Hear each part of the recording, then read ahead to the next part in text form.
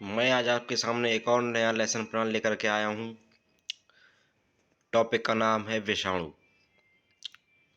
जैसा कि हम सभी जानते हैं, सबसे पहले हमें पाठ्य योजना का क्रमांक डालना होता है। उसके बाद दिनांक, कक्षा, वर्ग, विषय, उपविषय, प्रकरण, कालांश अवधि फिल करनी होती है।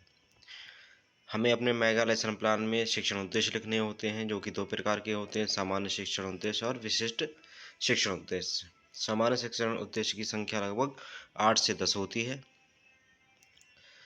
जो हमने 8 लिख रखे हैं, आप इसका स्क्रीनशॉट ले सकते हैं। उसके बाद हमें विशिष्ट शिक्षण उद्देश्य लिखने होते हैं, जो कि ज्ञानात्मक, भावात्मक, क्रियात्मक, सृजनात्मक होते हैं।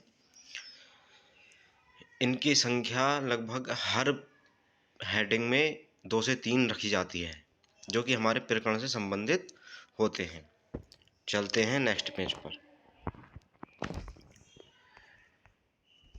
उसके बाद हमें शिक्षण उद्देश्य लिखने के बाद शिक्षण सहायक सामग्री लिखनी होती है, जो हम अपने लेसन प्लान में यूज़ करने वाले हैं, जो कि 2 प्रकार की होती है: सामान्य शिक्षण सहायक सामग्री और विशिष्ट शिक्षण सहायक सामग्री। सामान्य हमारे श्यामपट्ट यानी black board, green board, white board आदि आते हैं, चौक और संकेतक यानी पॉइंटर वगैरह आते हैं। और विशिष्ट शिक्षण सहायक सामग्री में हमारे मॉडल, चार्ट या रियल ऑब्जेक्ट आते हैं। उसके बाद हमें पूर्व विज्ञान लिखना होता है। उसके बाद पूर्व विज्ञान के बाद प्रस्तावना प्रश्न लिखने होते हैं, जिनकी संख्या 5 से 6 लिखी जाती है, जो कि ज़िगज़ैग फॉर्म में होती है। प्रस्तावना प्रश्न के थ्रू ही हमें अपना समस्यात्मक प्रश्न निकालना होता है। चलते हैं नेक्स्ट पेज पर, आप इसका स्क्रीनशॉट ले सकते हैं। हमें श्यामपट्ट कार्य प्रदर्शित करना होता है, जो कि हम अपने पेज कॉपी के लेफ्ट हैंड साइड पर प्रदर्शित करते हैं। उसके बाद हमें उद्देश्य कथन लिखना होता है, प्रस्तुतिकरण लिखना होता है, जिसमें हमारे टीचिंग पॉइंट है वो लिखते हैं। हमने इसमें 5 टीचिंग पॉइंट लिए हैं। हमें अपना मेगा लेसन प्लान एक्सप्लेन करने से पहले हमें अपने पेज को 6 भागों में डिवाइड कर लेते हैं, जैसे क्रम संख्या, शिक्षण बिंदु, छात्र अध्यापक क्रिया, छात्र क्रियाएं, विधि या प्रविधि, श्यामपट्ट कार्य।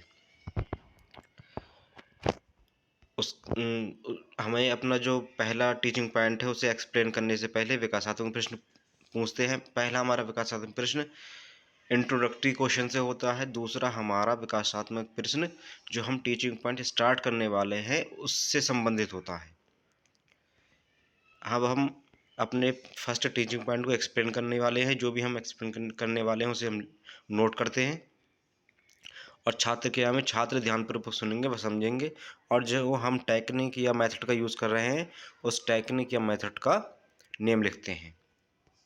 चलते हैं नेक्स्ट पेज पर।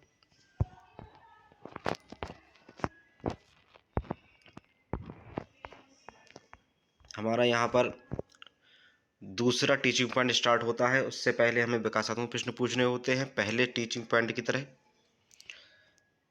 हमने इसको एक्सप्लेन किया है, आप ये लिख सकते हैं। चलते हैं नेक्स्ट पेज पर। हमने यहाँ पर श्यामपट्ट कार्य प्रदर्शित किया है, प्रकार,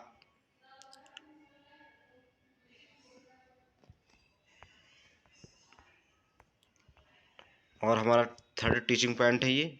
उसके बाद हमारा ये फोर्थ टीचिंग पॉइंट है, विषाणु के प्रकार। आप इसका स्क्रीनशॉट ले सकते हैं।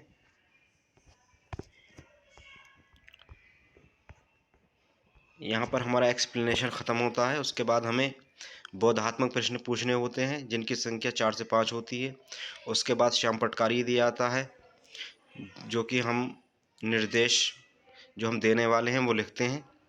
उसके बाद पुनरावृत्ति प्रश्न किए जाते हैं, जो हमने एक्सप्लेन किया उससे संबंधित होते हैं। इनकी संख्या 4 से 5 होती है।